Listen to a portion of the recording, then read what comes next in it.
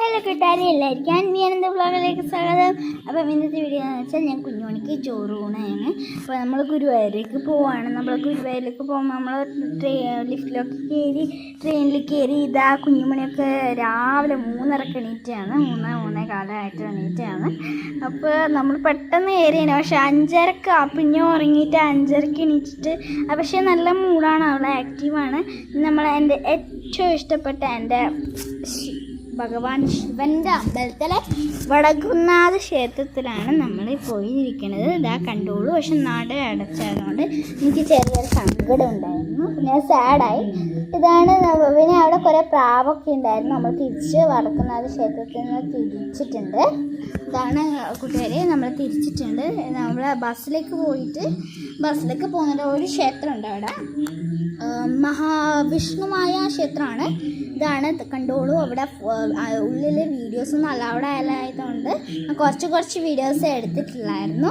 ഇത് കണ്ടോളൂ. പക്ഷെ കുറച്ച് ശില്പത്തിൻ്റെ കുറേ ഒരു ഇത് കണ്ടോളൂ. ഇവിടെ വീഡിയോ അലൗഡ് ആയതുകൊണ്ട് ഇവിടുന്ന് കുറച്ച് വീഡിയോസ് എടുത്തിട്ടുണ്ട്. ഇത് കണ്ടോളൂ. എത്ര അടിപൊളിയായിട്ട് ഇവർ ഉണ്ടാക്കിയതായിരുന്നു. ഇത് കണ്ടോളൂ. ഇതുണ്ട് നമ്മളെ ഗണപതിൻ്റെ ഓരോരോ ശില്പങ്ങളുണ്ട്. പിന്നെ ഇതാ നമ്മളുടെ ഒരു കാള ഉണ്ട്, അവിടെ ഒരു നന്ദി ആണെന്ന് തോന്നുന്നു. പിന്നെ അവിടെ മഹാവിഷ്ണു ഒരു കുളമുണ്ട്. ഇതാ നല്ല വ്യൂ ആണ് അവിടെ. നമ്മൾ കുറേ ഫോട്ടോസ് വീഡിയോസ് എല്ലാം എടുത്തിട്ടുണ്ട്. ഇത് കണ്ടോളൂ കൂട്ടുകാരെ, നമ്മൾ ഫോട്ടോസ് വീഡിയോസൊക്കെ എടുത്തിട്ടുണ്ട്.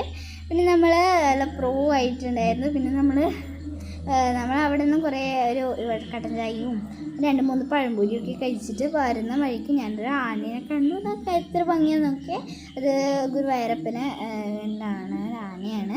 ഇതിപ്പോൾ നമ്മൾ ഇന്നലെ